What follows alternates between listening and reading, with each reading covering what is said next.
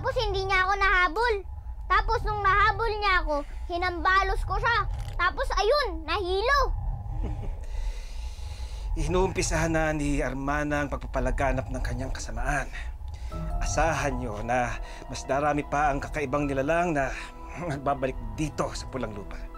Gaya ng naganap yung pinakamalaking digmaan ng mga maligno at mga mortal. Digmaan? Parang combat?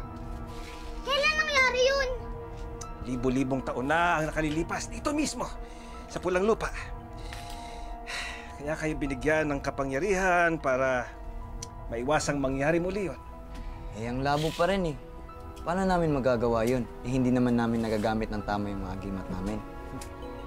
Kuya, kaya mo hindi nagagamit na maayos yung agimat mo kasi wala ka nang ginawa kung hindi mangarap dun sa princess mo.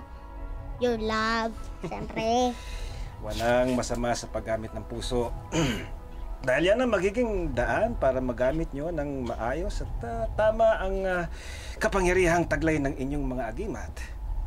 Ngunit, yung puso ay maaaring maging sagabal sa pagpapatupad ng isang dakilang misyon.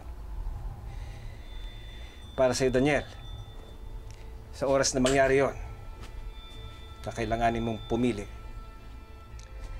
Ang kapangyarihan ng agimat o ang kapangyarihan ng pag-ibig.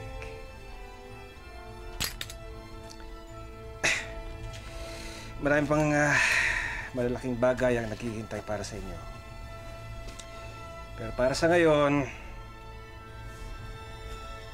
gusto kong tandaan ninyo na ang inyong mga agimat ay bunga ng labis na pagmamahal ng inyong ina para sa inyong magkakapatid.